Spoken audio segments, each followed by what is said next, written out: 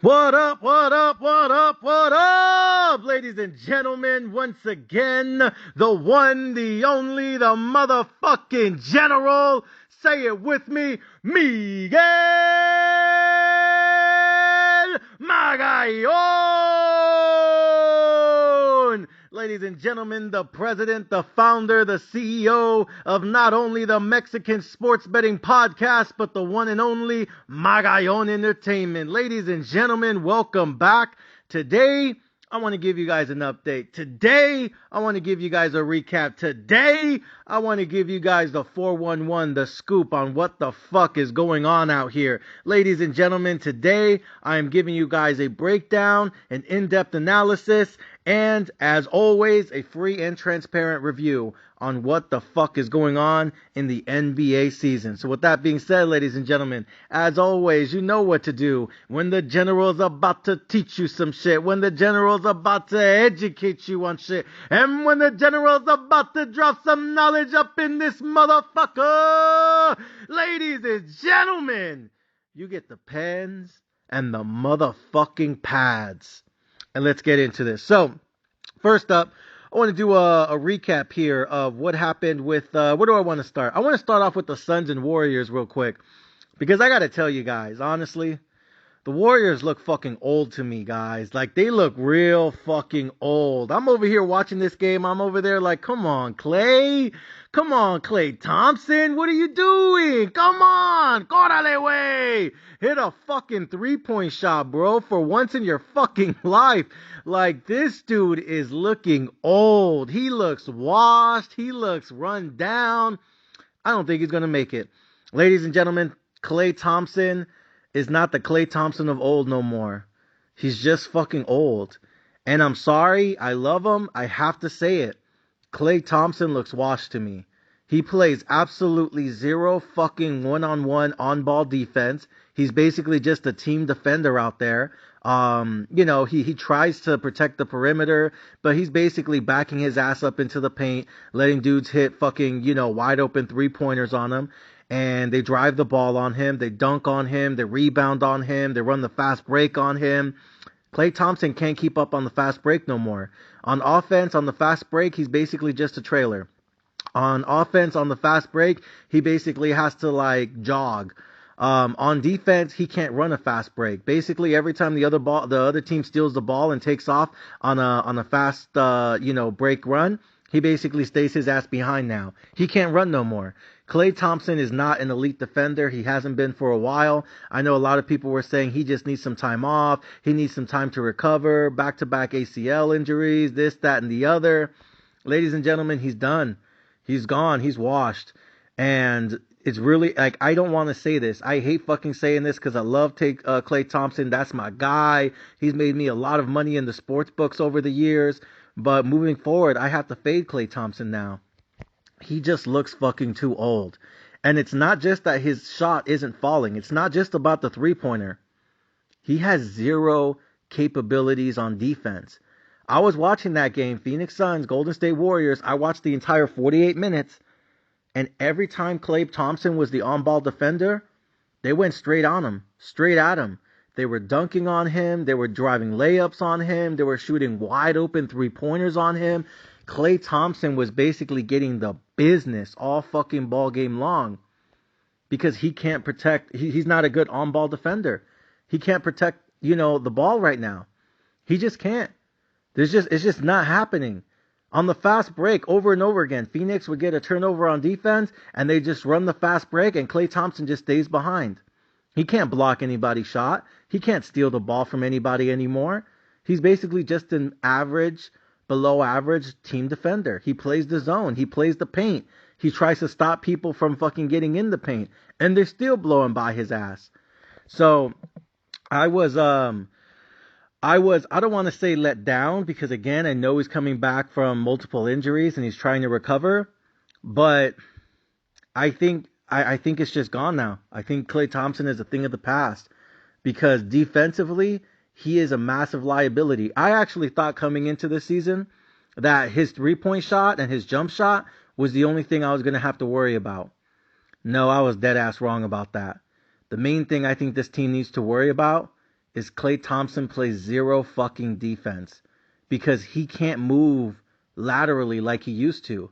He can't move back and forth like he once did. He has no jump. He has no vertical. He has no leaps. He has no agility. He has no lateral quickness anymore. And even on the fast break, he's basically only a trailer now, and he can't even hit that three-pointer no more. So Klay Thompson, to me, even if he has a game where he lights it up and knocks down 30, 40, he'll probably give up 30, 40 on the other side either way. So he's not necessarily like on that plus minus, positive thing. He's a liability because no matter how much he scores on offense, he's going to give up more on defense. I watched that entire 48 minutes. Klay Thompson caught my eyes. He caught my attention because these dudes were blowing right by him. Layup after layup, rebound after rebound, open jump shot, open jump shot, open jump shot, open jump shot, open jump shot. Klay Thompson is a massive liability defensively right now. And I know that Steve Kerr is going to refuse to sit him down because that's his dude, that's his guy. I think he's the biggest liability on the Warriors right now, and I'm not going to lie. Next up, Chris Paul. I had high hopes for Chris Paul coming off the bench. He ended up starting because, what's his name? Dumbass Draymond Green is fucking injured again. I'm telling you, all these guys, injury prone, injury history. It's, I know we said the same thing 2 years ago and they fucked around and won a championship, but damn, it just keeps getting worse now. And I was looking at Chris Paul. By the way, when they did that, when they won that championship, let's not pretend like Jordan Poole wasn't on his A game. Let's not pretend that Jordan Poole wasn't in his bag. Let's not pretend that Jordan Poole wasn't allowing the Warriors to rest Klay Thompson and Steph Curry and the rest of them a few more minutes every single game because he was in his bag every single game. Jordan Poole was a big reason they won the championship 2 years ago. I'm not saying he's the biggest. I'm not saying he's the only reason. I'm not saying he's the greatest reason. I'm not saying he's the truth. I'm saying he's a big reason they won that championship because Klay Thompson did not have a great finals appearance last year or 2 years ago. And I do agree with the public that Jordan Poole is probably going to go off this season in Washington because it's basically him and Kuminga, and they're going to get the fucking any shot they want, any shot they can get. So I expect Jordan Poole to average 25 to... I wouldn't be surprised if Jordan Poole averages somewhere between 25 to 35 a game.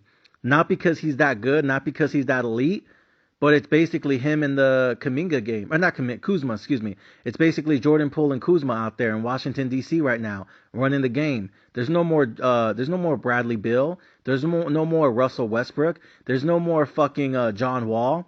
Everyone's fucking dead and gone out there. It's just basically the fucking Kuzma and Jordan Poole show now. So they're going to be the Splash Brothers of the East, the fucking subprime brothers. But I think they're going to get a bunch of jump shots.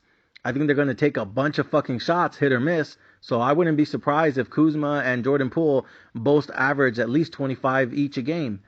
Because they're going to get unlimited shots every single fucking game. So anyways, sometimes it's not just about your skills and ability. Sometimes it's about the opportunities that are afforded to you in life. So I think that's what's going to happen out there in DC with Poole and Kuzma. Anyways, though, I was looking at Chris Paul, going back to CP. I was looking at Chris Paul in this game. He had to start because, Draymond Green, of course, his fucking pussy injury. But, he came in the game 0 of 6 from 3, 4 of 15 shooting. He still got his 9 assists in 35 minutes. Scored a little punk-ass 14 points, but huge fucking defensive liability. Chris Paul cannot keep up with anybody. They were basically just rebounding the ball over his head, dumping their nutsacks on his head. Dude cannot stop anybody. Not a great on-ball defender. Never has been. Never will be. Never was. Never could be. He's another team defender. And I'm looking at the Golden State Warriors who, I feel like the most underrated part of their dynasty was how elite they would play defense. And I'm looking at Chris Paul and Klay Thompson out there, and I'm like, what fucking defense? How the fuck is the Golden State Warriors starting lineup have Steph Curry as their best defensive player? Because, Looney's basically in the paint. He's not really, trying to be an on-ball defender. Wiggins is trying to get all he can take over there defending Kevin Durant. So, besides Looney and Wiggins, you basically have Chris Paul, Klay Thompson, and Steph Curry. Steph Curry's your best, third best on-ball defender. Like, bro, I remember when he was like the weak link on defense. I remember when he was the worst on-ball defender. I remember when he was the guy you would attack on every fucking possession. Now they're avoiding Steph Curry because they're like, nah, let me get some of that CP and fucking Klay Thompson defender. They're going to give me open threes fucking all day. That shit easy. It is disgusting. It is an atrocity. And I know they almost won this game. They were only down by 4. But if we're talking about championships, we're talking about playoffs, we're talking about postseason success up in this motherfucker. Hell no. I think Klay Thompson's going to get smoked all season. I think CP is beyond washed on defense. He never was. He's a never has been on defense. I didn't really get to see enough from CP3 with the backup unit, the second unit. I wanted to see more CP3 with Kuminga. By the way, Kuminga did okay. 12 points, 6 rebounds. I think the only thing I don't like about Kuminga, because he was 4 of 8 shooting, 6 rebounds. He had 5, personal fouls. That's some dumb shit. You can't get 5 fouls in 20 minutes. That's part of the reason he only played 20 minutes. But, 12 points, 6 rebounds in 20 minutes, that's not bad. I think he could be a 20 and 10 guy in this league personally if he just got the opportunity. So if it was me, I would look to, if you're not going to put Kuminga in the starting lineup, and again, I know they don't want to. I think they want to put CP3 with the second unit, and they want Draymond Green to be part of the first unit. I don't agree with that. If you're going to put Draymond Green in the starting unit, that's a problem because Klay Thompson does not have that 3. Draymond Green never did have that 3. Wiggins is not a consistent, offensive weapon. Looney's basically just a fucking rebound and a dunk guy. Steph Curry can't be your only weapon on offense with the starting unit. So to me, I would leave Looney and Wiggins with the starting unit, but I'm going to say this, guys. I don't think Klay Thompson should be a starter in this league anymore now. I think Klay Thompson needs to take a step back and he needs to roll with the second unit now. And the reason he should roll with the second unit, and by the way, I'm not saying he should only play 15, 20 minutes a game. I think Klay Thompson should still be on the floor to close games. What I'm saying is they need to do the same thing with him they did with Andre Iguodala. They need to put him in the secondary unit and have him there to close games. Because on offense, even though he sucks when it comes time to play defense, if you just put him in the last 2 or 3 minutes and let him rest the first 9 minutes of the fourth quarter, and you just put him in there for like those last 2 or 3 minutes to get a fucking jump shot or 2, you know what I mean? He could play 2 minutes of good defense. But you know what the issue is? He cannot play 36 minutes of elite defense. Klay Thompson should not be playing 36 minutes a night in a regular season fucking opener. Klay Thompson should probably be like LeBron. He should be playing somewhere between 24 to 29 minutes a night. He should not be playing 36. I think in the regular season, since his regular statistics and regular season numbers don't really matter, it's all about his postseason numbers and his postseason success that matters. Honestly, I just play him like 22, 24, 25 minutes a night, and I would give Kuminga those minutes. I would put Klay Thompson in the second unit, play him 24, 25 minutes a night, but 5 of those minutes are the last 5 minutes of every game every single night. Because I think Klay Thompson has deserved and earned to be a closer. I think he understands everything that, the coaching staff wants to do schematically. But I don't think he should be with the starting offensive unit anymore. I don't think he belongs as a starter. I think he should go on the bench and they should make Kuminga a starter. And I think they should have Looney at the 5. I think they need to have Kuminga at either the 3 or the 4. And then you put Draymond at the other side, 3 or the 4. You put Wiggins just as a big ass 2 maybe. And then you leave Steph Curry as basically the 1. And I would use Draymond Green as basically the guy who brings the ball up the floor. Because to me, Draymond Green is probably still one of their best playmakers because he understands how to, set the offense and how to run the offense. I wouldn't make Steph Curry bring the ball up and down the floor every single time because you're just wasting his energy. I would make Draymond do it.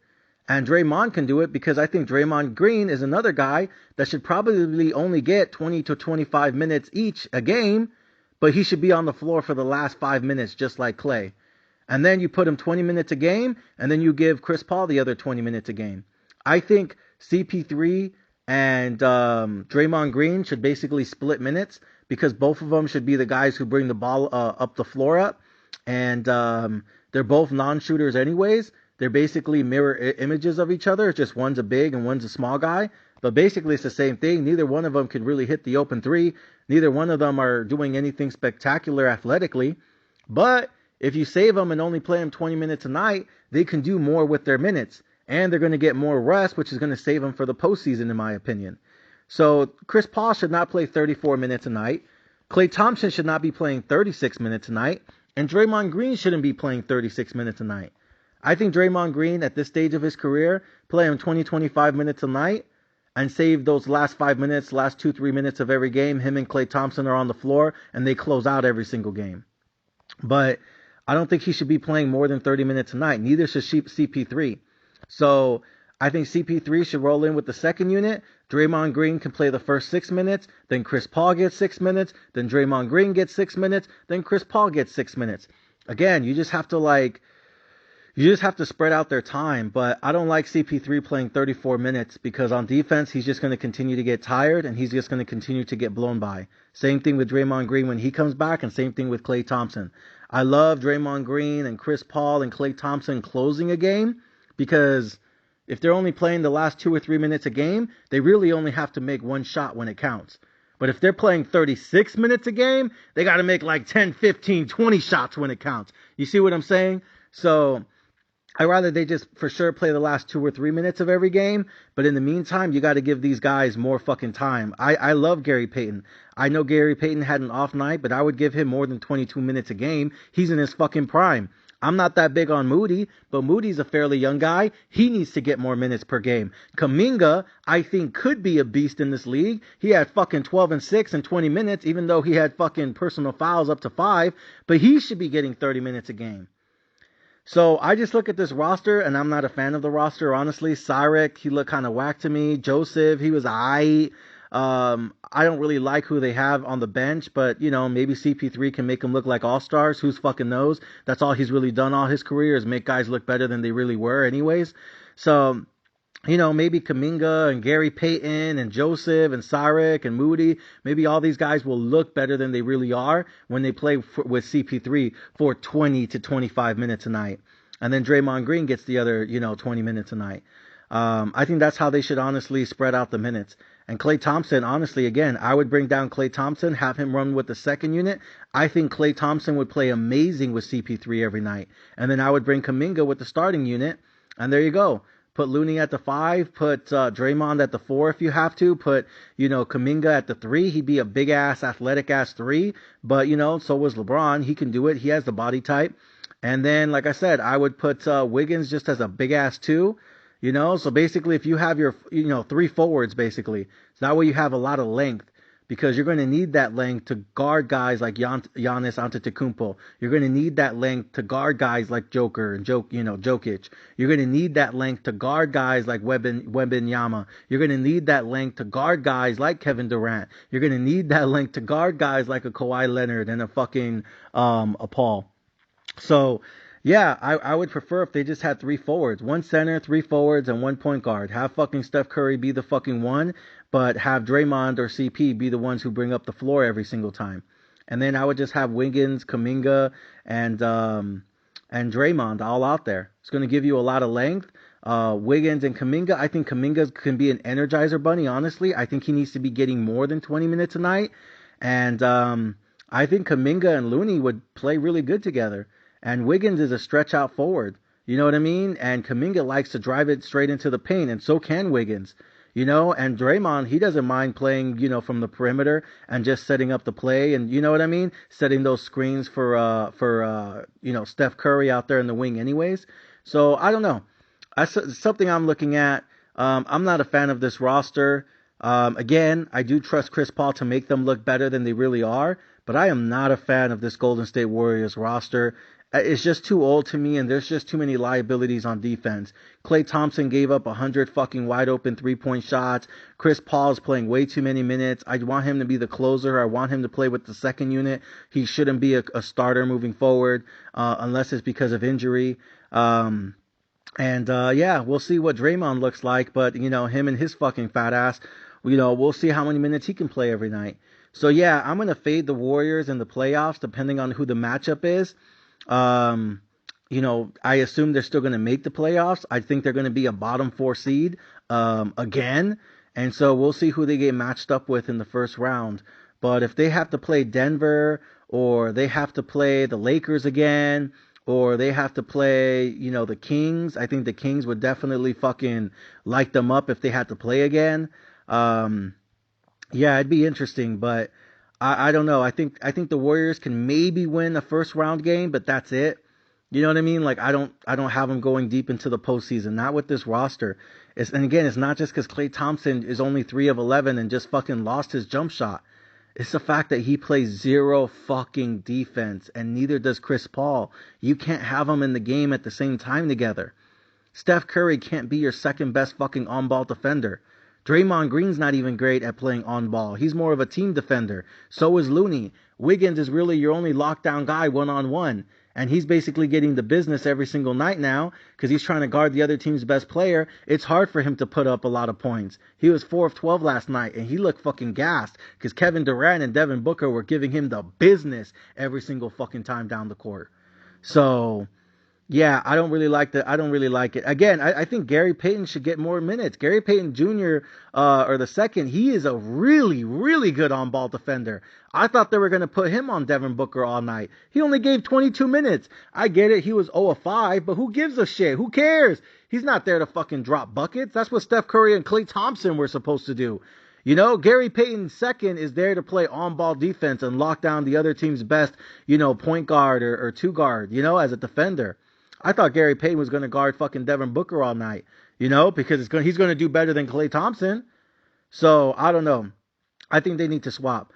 I think Gary Payton should be paying fucking 30, 34 minutes a night, and I think Klay Thompson should be the one that plays 20, 25 minutes a night. And if you're going to keep Kuminga on the bench and have him roll with Chris Paul, that's fine. But either put Kuminga out there and have 3 forwards every night, or you put Gary Payton out there as a starter to replace Klay Thompson, and he can just bring the ball up and hand it off to Draymond Green, and then Draymond Green could be the one who sets up the offense, right? But one of those two needs to play with the starters. It can't be Klay Thompson. That's just zero fucking defense. And Chris Paul, obviously, again, roll with the bench. We'll see what Draymond does. Again, he's also a not great on-ball defender, but he plays good team defense, and he knows how to orchestrate the defense. So I trust him with Looney and Wiggins. But yeah, I don't think Klay Thompson deserves to be a starter in the team anymore. I think he needs to step down, and that role needs those minutes. 36 minutes a night should not be going to Klay Thompson with his old ass at this stage of the game. I think that 36 minutes a night, even if it's only 34, needs to go to Gary Payton Jr. or it needs to go to Kuminga, in my opinion. And again, bring down Chris Paul with the second unit and have Chris Paul and Draymond Green basically play 20 minutes each a night, so that way you save them for the postseason because you know how they are with fucking with injuries in their history. So anyways, that's what I got to say about Golden State Warriors. That's my thoughts. I was very disappointed just how much Klay Thompson fell off. Again, it's not about his three-point shot. It's the fact that I watched him for 48 minutes last night. I watched all 36 minutes he played last night, and he had zero fucking gas on defense.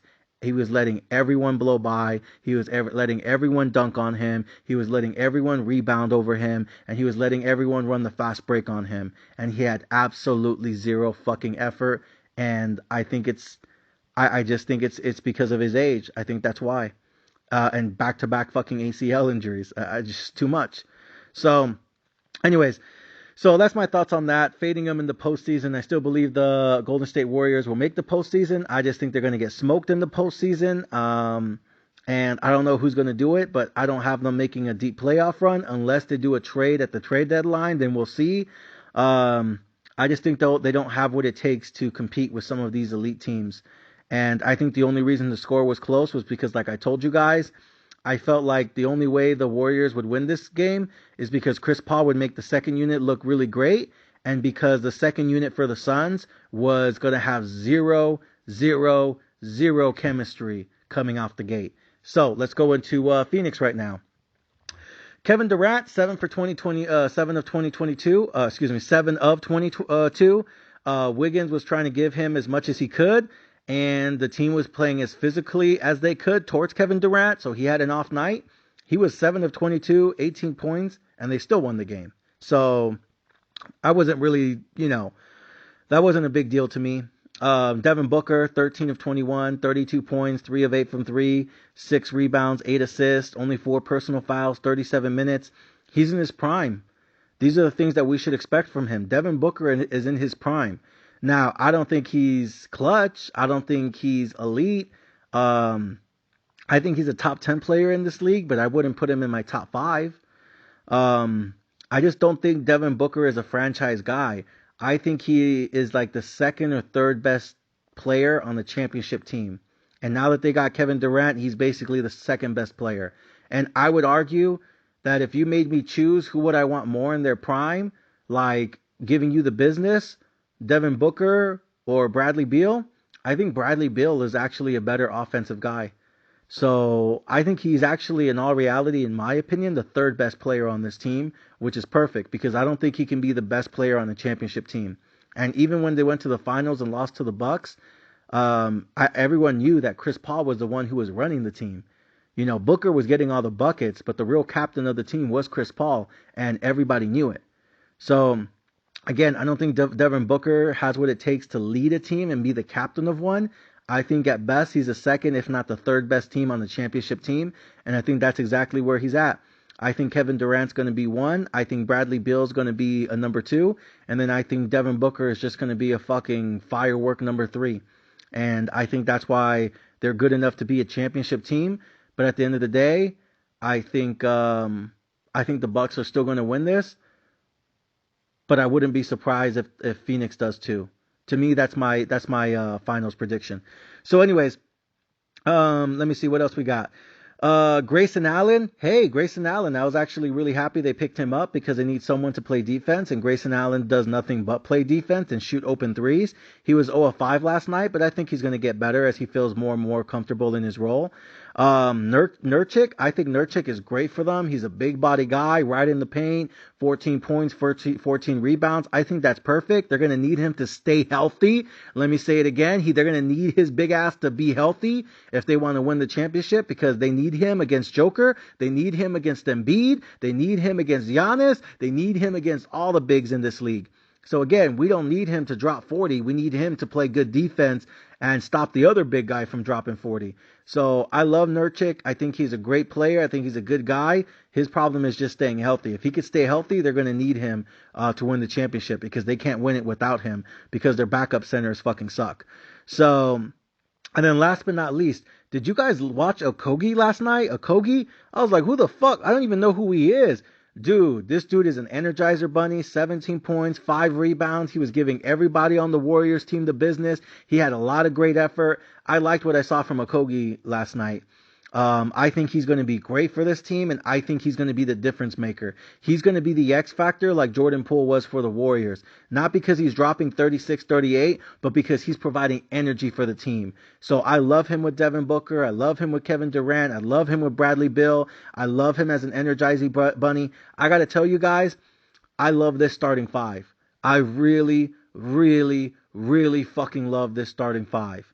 I just don't like their bench. Because when I watched the bench, Eric Gordon, 4 of 16, only 2 of 9, he looks a little bit washed up to me.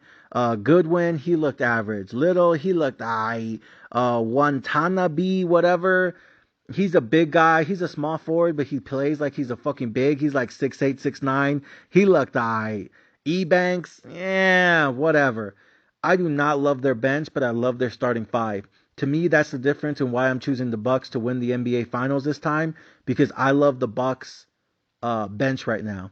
I love their second 5, and I think 1 through 5, I think the Suns have a better team, but I think 1 through 15, 1 through 9, 1 through 10, 1 through 12, I think the Bucks have a better team. You see what I'm saying? So I think the Suns have a better starting 5, but I think the Bucks have a better overall team. Because I think they have more depth, I think they have more length, and I think they go deeper than the Suns. The only thing that can help out the Suns is that Kevin Durant can play 48 minutes in a finals game. So can Bradley Beal. So can Devin Booker. But you want to know what the problem with all three of them is? Devin Booker, coming off a lot of injuries. Bradley Beal, coming off a lot of injuries. Kevin Durant, always getting injuries. Nurkic, always having injuries. So to me, I have the Suns going to the finals, but if they don't make it to the NBA finals, I don't think it's going to be because of the talent. I think it's going to be because of their fucking injuries. Kevin Durant, Bradley Beal, Devin Booker, and Nurkic. Injuries, injury prone out the ass. And if any one of those three go down, any one of those four go down, because again, you need Nurkic. If they don't have Nurkic, they have no one to guard Embiid, no one to guard Joker, no one to guard Giannis. Because their fucking bigs that are left on the roster, who's their backup center? Who's their backup power forward? Nobody. You're going to put Watanabe on top of fucking Joker or fucking Giannis? Are you kidding me? So they need Nurkic, but he's coming off of injuries. Kevin Durant, he goes down, this team means nothing. Bradley Beal, he goes down, they're not winning nothing. Devin Booker, well, they might win it without Devin Booker, but still, they're probably not winning anything. And so, yeah, I think the biggest question mark for me is, can they stay healthy throughout the course of an 82-game season? So we'll see. But look, I like Grayson Allen. I think Bradley Beal is probably going to be starting, although I would make the argument they almost have too much firepower in their starting five. I don't know, maybe, I think Grayson Allen should be a starter just because they need someone to just focus, just locking down someone defensively. But, they'll probably put Bradley Beal there in the starting two-guard position. And then what will happen is somebody will go to the bench early. So that way that guy can start the second quarter. And whoever goes to the bench early, whether it's Devin Booker or whether it's Bradley Beal, that's the guy Grayson Allen can come in for. And I think they could play this a lot of different ways. They have a lot of length. Honestly, I wouldn't be surprised if they put a Kogi on the bench and put Grayson Allen to close out games. So that way you have Nurkic at the 5 to close a game, Kevin Durant at the 4 to close a game, Bradley Beal or Grayson Allen at the 3/2, and then Booker at the 1 to close a game. Because I think Grayson Allen is a great guy to close a game because of what he does defensively, and because if you have Kevin Durant, Bradley Beal, and Booker all on the floor to close a game, then you can have the luxury in the floor to put Grayson Allen as a wide open 3-point shooter and a lockdown on-ball defender to close a game.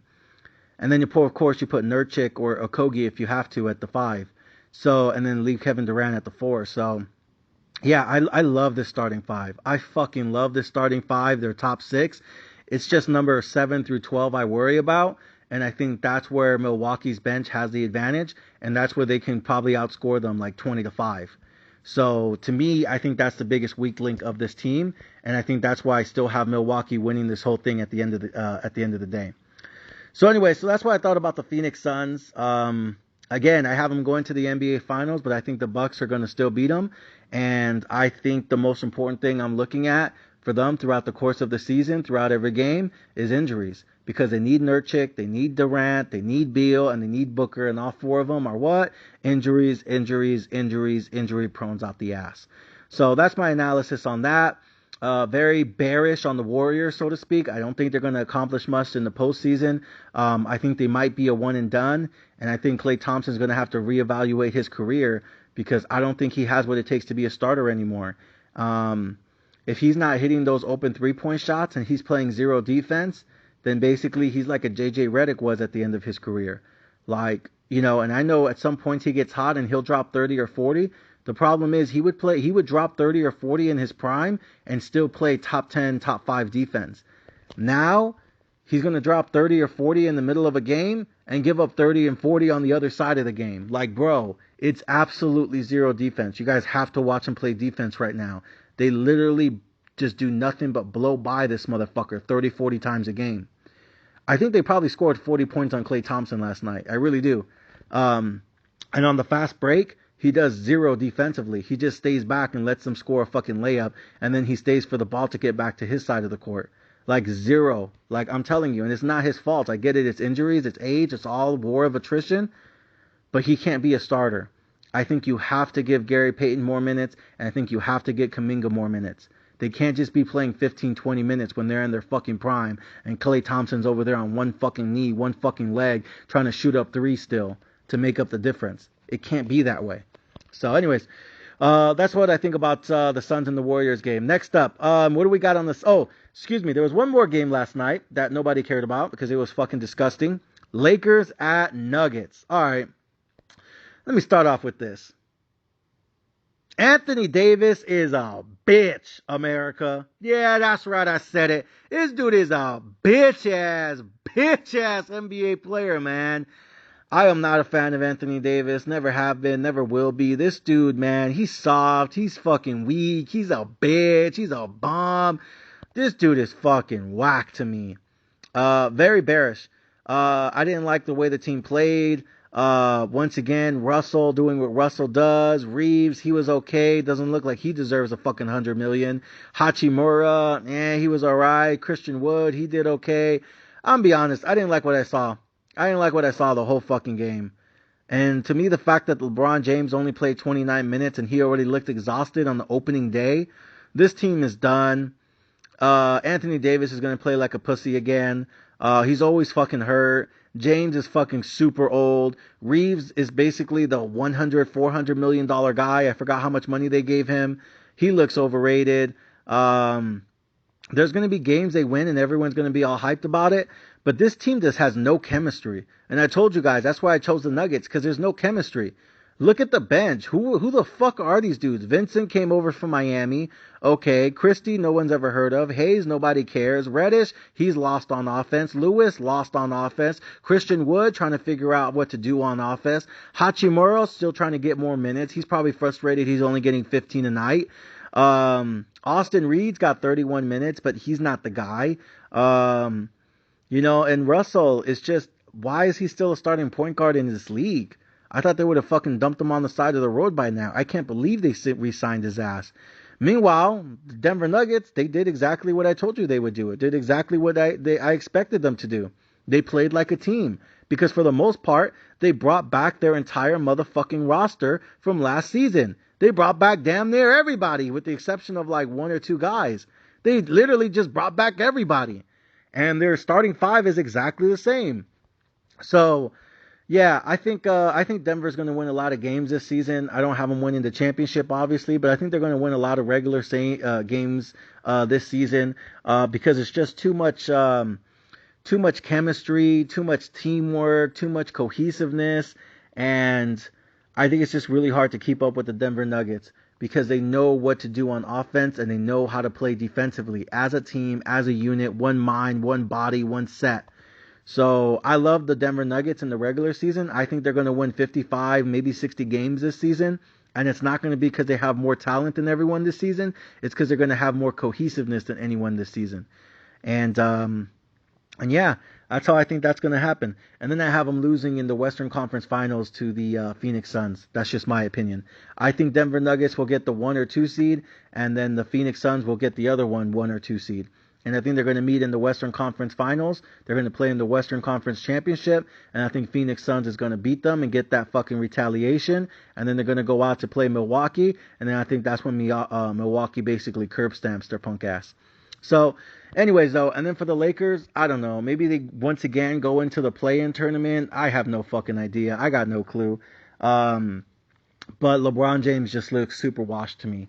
And Anthony Davis just continues to play like a pussy. So I'm done with them. Don't really care. I'm probably gonna bet them to lose like every game this season because for some reason the sportsbook always has the Lakers as a favorite in like the vast majority of their games this season. So for some reason, if the Lakers are always favored, I'd rather just bet the other team every single time because they're probably just gonna have a letdown game every single time. So yeah, super bearish on the Lakers. Didn't like what I saw. No chemistry, no cohesiveness.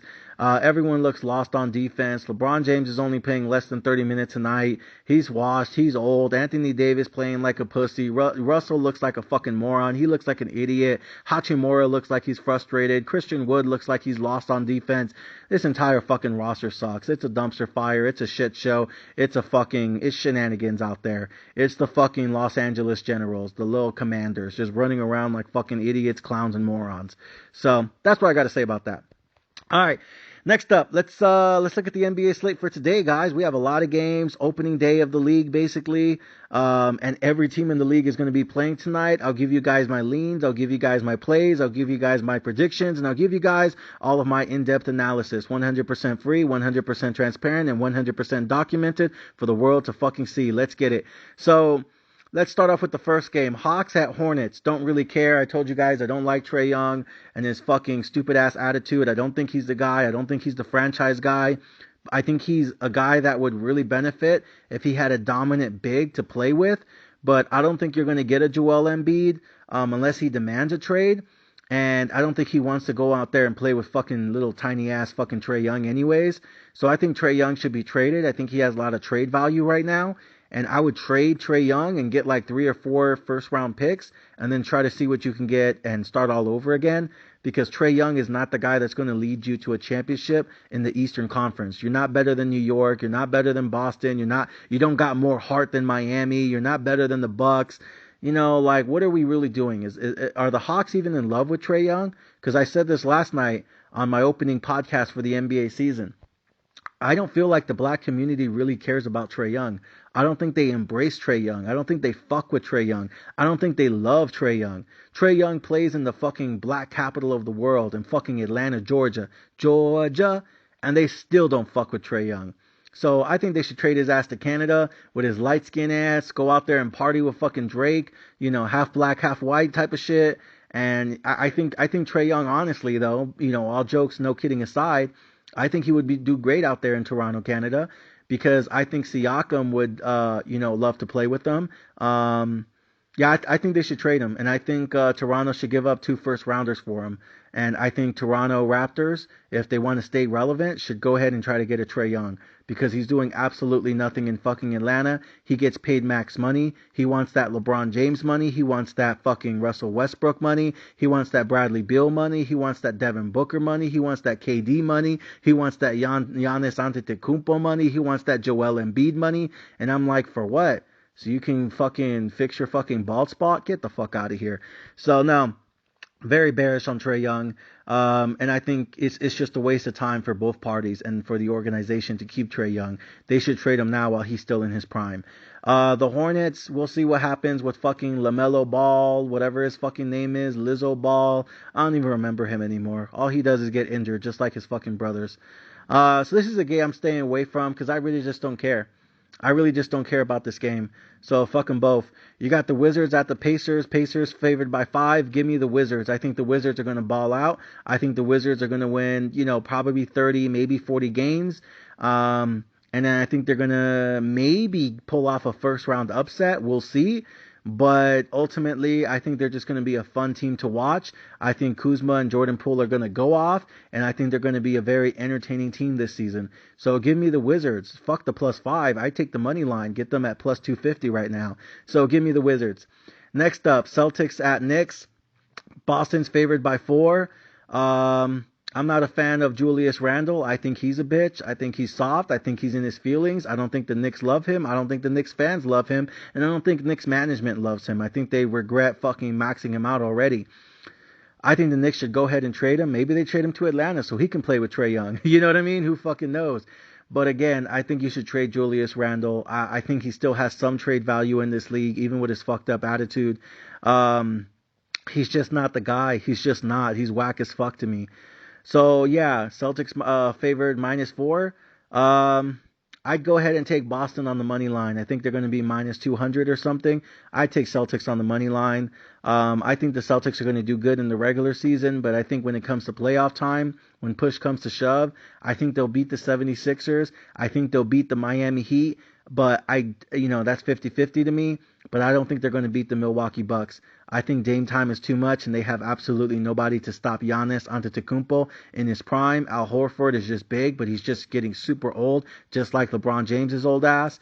And I think the Bucks would just destroy and demolish the Boston Celtics this year. And you can't tell me that Porzingis is going to be the one to try to stop Giannis in the fast court. Get the fuck out of here. So I think Giannis would feast on fucking Porzingis, and I think Al Horford is just too old. So yeah, give me the Celtics on the money line. and then give me the Celtics in the postseason to lose to the Bucks one more time. Next up, Rockets and Magic, who cares? Moving on. Cavaliers at Nets, who cares? Moving on. Pistons at Heat. Heat is favored by 9. Give me the Pistons on the money line because I don't trust the Heat to ever cover a 9. So give me the Pistons plus 9 or give me the Pistons on the money line because the Heat have shown time and time again that sometimes they overlook their opponents and they don't really play with that same grit and energy that they do when they play the good teams. Sometimes they play down to their competition.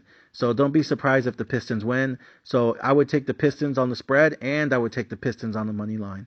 Next up, Timberwolves at the Raptors.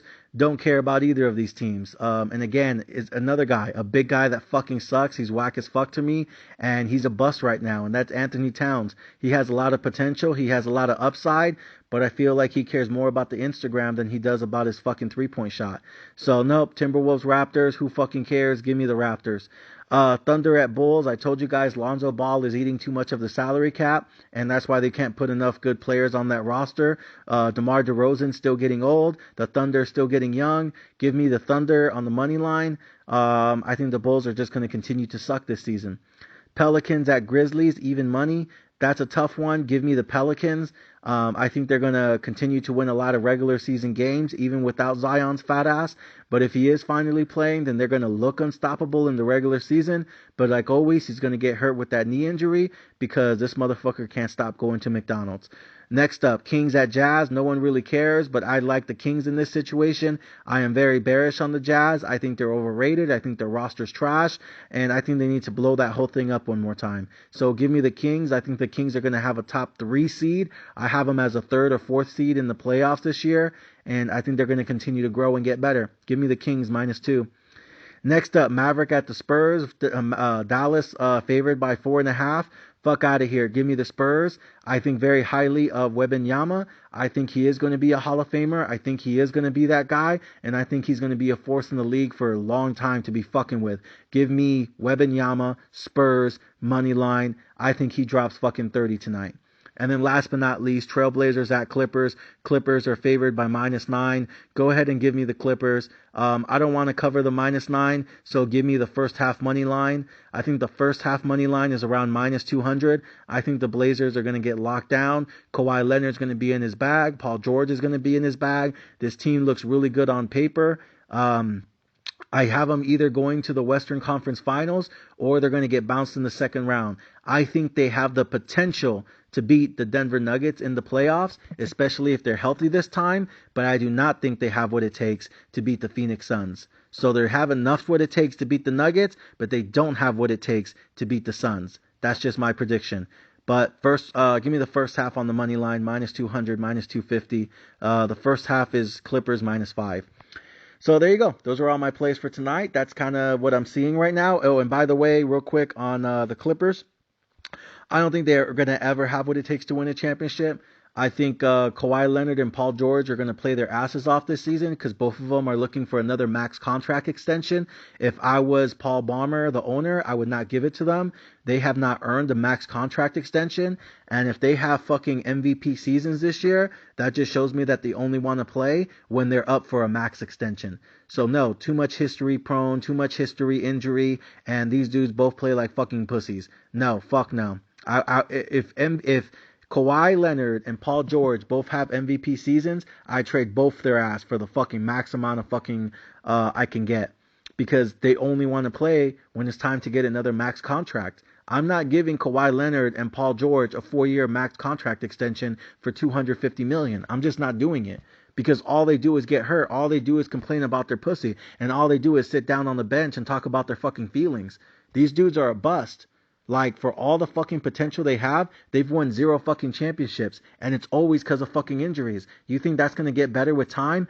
Fuck no. I would trade both these bitches, trade them for a bag of popcorn, get as many first-round picks as possible. I think Miami would still be interested in trading for Kawhi Leonard. I think they need Kawhi Leonard. And I think PG-13 still has a lot of trade value in this league, unfortunately, even though I think he's a bust, and I think he's a pussy, and I think he's bitch-made. So With that being said, that's what I would do if I was the Clippers, but I think they could go to the Western Conference Finals. They don't have what it takes to beat Phoenix, but they have what it takes to beat the Denver Nuggets. They have what it takes to beat the Los Angeles Lakers. They have what it takes to beat the Dallas Mavericks. They have what it takes to beat the San Antonio Spurs. They have what it takes to beat the Sacramento Kings. They have what it takes to beat a lot of teams, even the Memphis Grizzlies. The problem is, they're not elite. The problem is, it's too much fucking injury history. The problem is, they're never fucking ready when it comes playoff time. So I would trade both of them, get max first round draft picks, and move on from them, open up the new fucking arena for the Los Angeles Clippers, and I would do it by drafting as many first round picks as possible.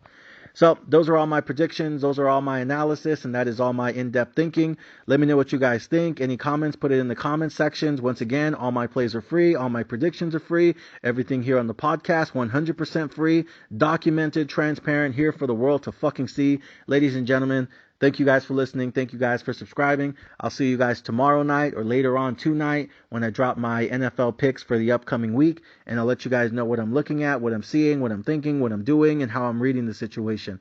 Other than that, ladies and gentlemen, thank you guys for subscribing. Thank you guys for listening. I'll be back either later tonight, and I'll be dropping some more heat later this week. So I hope this was informative. I hope you guys enjoy it. Other than that, see you guys next time.